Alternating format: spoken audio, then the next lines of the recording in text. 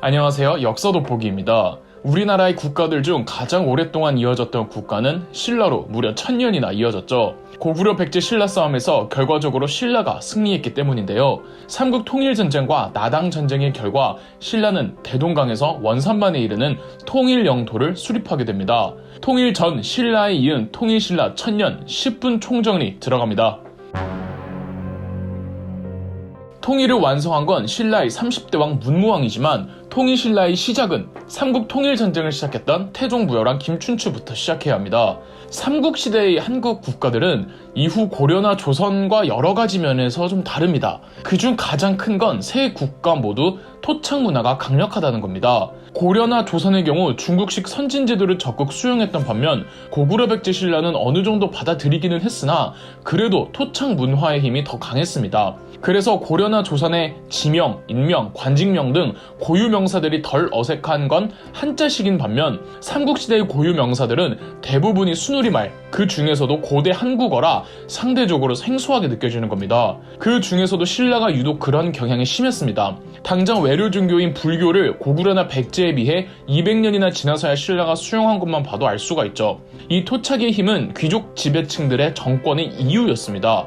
한마디로 기득권을 유지해주는 이데올로기였는데 그만큼 불균이 유교니 하는 것들이 들어오면 곤란할 거 아니에요. 반면 국왕 입장에서는 귀족들의 제멋대로를 누르고 중앙 집권화로 도모하기 위해서는 이 토착 문화의 힘을 좀 눌러줘야 귀족들의 힘을 약화시킬 수가 있었습니다. 그래서 김춘추는 왕으로 즉위하기 이전부터 중국식 유교 이데올로기를 적극 받아들여 귀족들의 힘을 누르고 강력한 국가 조직력과 통치 시스템을 완성하고 싶어 했습니다. 이런 이유 때문에 김춘추가 신라 진골 귀족들 사이에서 아웃사이더였고 다들 김춘추의 왕위 즉위를 반대했던 겁니다.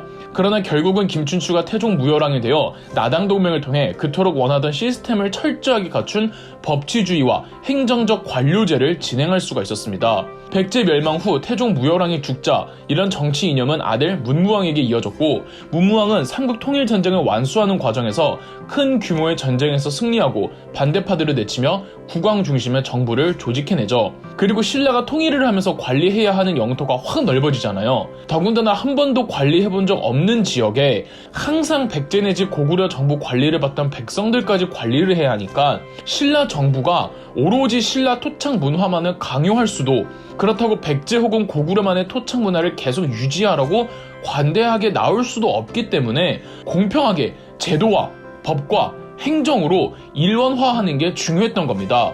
그리고 무엇보다 종교, 즉 불교요. 신라로 새롭게 유입된 백성들까지 다루기 위해서 이 불교만큼 효과적인 게 없었고 정말 다행으로 딱 그 시기에 원효대사와 의상대사가 있어준 덕분에 큰 효과를 봤죠. 원효대사는 대중적으로 좀 쉽고 편안하게, 의상대사는 이론적으로 불교의 교리를 닦아서 지방 곳곳의 백성들이 통일 국민으로 자연스럽게 융화되도록 했던 겁니다. 결정적으로 태종 무열왕, 문무왕의 뒤를 이은 31대 신문왕 때 비로소 귀족들의 토착 문화가 완전히 진정이 되고 법치와 행정을 기반으로 한 중앙집권적 관료제 국가가 완성되었습니다. 태종 무열왕과 문무왕을 거치면서 토착 진골 귀족들의 힘이 많이 약화되기는 했지만 삼국 통일 전쟁을 진행하는 과정에서 전쟁 공신들이 또 대거 나오면서 일시적으로 토착 진골 귀족들의 기득권이 강력해집니다. 신문왕은 즉위 이후 이들을 멀리하기 시작했고 결정적으로 대표적인 전쟁 공신이자 권세가였던 상대등 김군관을 해임해버립니다. 토착 진골 귀족에 대한 신문왕의 노골적인 배척에 점점 당시 신라의 군권을 쥐고 있던 전쟁 공신 귀족이었던 김흠도를 중심으로 토착 진골 귀족들이 다시 모이기 시작하는 겁니다. 신문왕 즉위연도였던 681년 흠돌은 결국 반란을 일으켰지만 신문왕이 발빠르게 대응한 덕분에 진압할 수가 있었고 반란에 가담한 귀족들을 대거 숙청해버리면서 신라 중앙행정이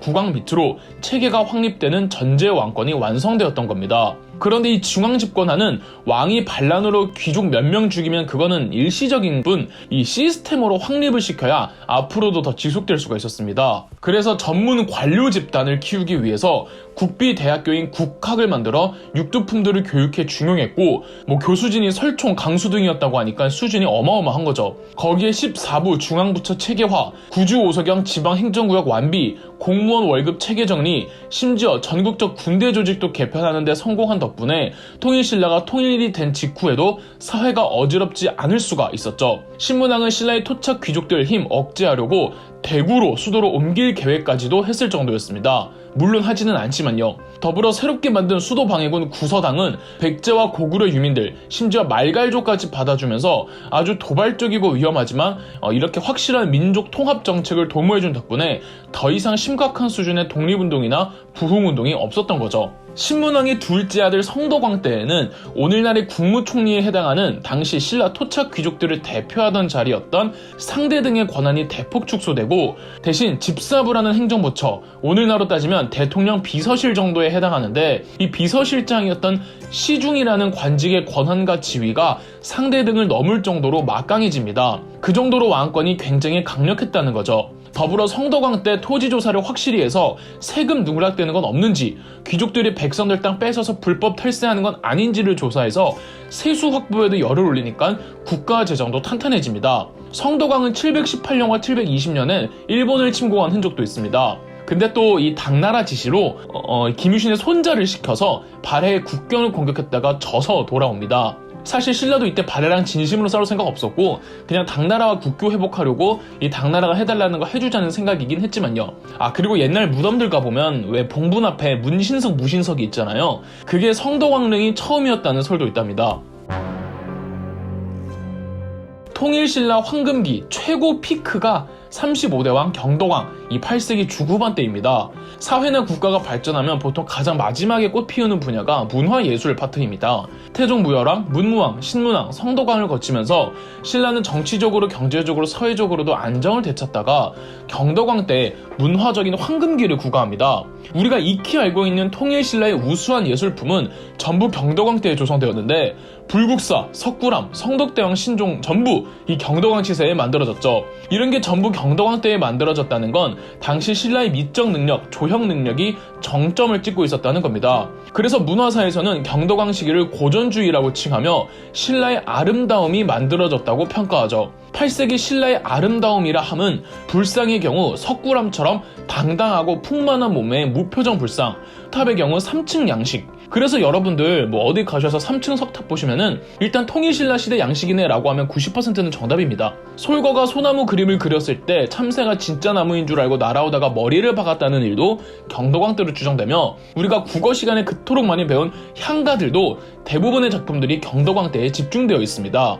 신라가 8세기 중후반 고전주의 아름다움을 형성할 수 있었던 것은 이 신라의 내적인 능력도 있었지만 당시 국제적으로도 아시아 각국들이 서로 교류하며 평화를 유지하던 시대였습니다. 그 중심에는 당나라가 있었는데 신라와 발해를 포함해 세계 각지에서 유학생들 승려들이 다 당나라로 유학을 와서 서로의 문화들을 나누며 서로 영감을 주고받았다죠. 또 신라의 울산항에는 중동의 아랍 상인들도 많이 왔었던걸요.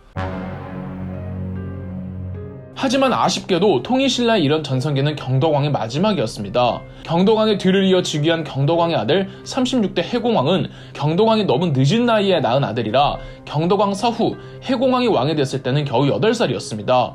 768년에는 96각간의 난이라고 96명의 지방귀족들이 대거 반란을 일으킨 적이 있으며 770년엔 김융의 난, 775년 김은거의 난, 780년 김지정의 난 등 귀족들의 반란이 연이어 일어났습니다. 왕이 어려 제대로 된 통치권을 발휘하지 못하니까 이렇게 귀족들이 지들 멋대로 반란을 일으키는 거죠. 결정적으로 780년 김지정의 난 당시에 이 상대등이었던 김양성과 그의 정치적 파트너이자 친척이었던 김경신이 함께 김지정을 진압하지만 이 과정에서 해공왕이 피살당합니다. 그런데 해공왕을 죽인 범인은 역사서마다 다르게 지목하고 있어서 이 역사의 미스테리로 남아있는데요. 김양상, 김경신이 반란을 진압했을 때 이미 반란의 쑥이었던 김지정이 해공왕과 그 일가를 살해한 이후였다는 말도 있고 김지정을 진압한 김양상이 그대로 가 해공왕과 그 가족을 살해한 이후 본인이 왕이 되었다는 말도 있고 김양상은 얼굴 마담이었고 같이 반란을 진압한 이놈의 김경신이 큰 그림을 그렸다는 기록도 있습니다.